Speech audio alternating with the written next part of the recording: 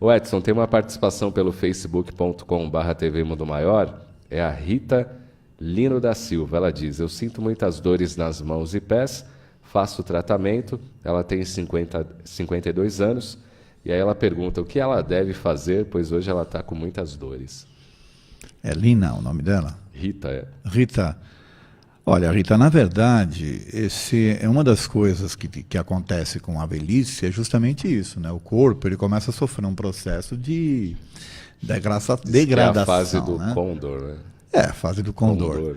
Então, o que você tem que fazer, na verdade, é buscar esse tratamento que você já deve estar fazendo e procurar fazer com que o teu espírito prevaleça ao físico.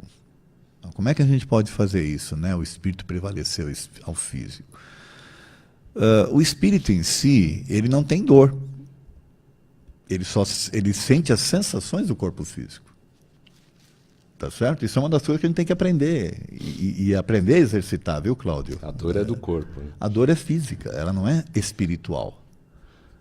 Tanto que as sensações do sexo, que nem eu falei aqui, a sensação sexual também é do físico, ela não é do espiritual. Você não tem que carregar isso com você, entende? Uhum. Então, para Rita, o que eu aconselho é que ela é lógico, o que eu vou falar aqui parece que é uma coisa até absurda, mas que ela aproveite essa situação e tente tirar dali as lições espirituais. Ou seja, não deixe que a dor prevaleça, entende, Rita? Faça com que o teu espírito prevaleça sobre a dor, né? E dentro desse contexto, Cláudio, a gente tem que entender o seguinte também. Culturalmente falando, e até em termos de organização social, você vai ver que a velhice, ela está mudando um pouco isso hoje, mas durante muito tempo ela foi olhada assim com certo receio pelos mais jovens, né? Com medo. Por quê? Porque o velho é aquele que não produz. Então, para uma sociedade consumista extrema como a nossa, o velho atrapalha. Entende? Porque você precisa consumir, você precisa fazer que as coisas produzam, né? Para atender essas necessidades. E o velho deixa de produzir na mesma velocidade do jovem. Então, se tinha um olhar muito enviesado para essa questão. Bem materialista. Bem materialista. Hoje, já existem pessoas trabalhando para produzir coisas para os velhos. Então, olha como está mudando um pouco, né? Então, aí, você como velho, ou a pessoa mais velha, você entra dentro desse contexto sem perceber que está fazendo parte dele. Então, cabe a você, como pessoa, como espírito, entender isso e não se deixar influenciar. Uhum. Então, a velhice, ela vem de uma forma mais suave. Cláudio, se eu falar para você que 106 a.C., um cara chamado Cícero já escreveu sobre isso, você vai acreditar?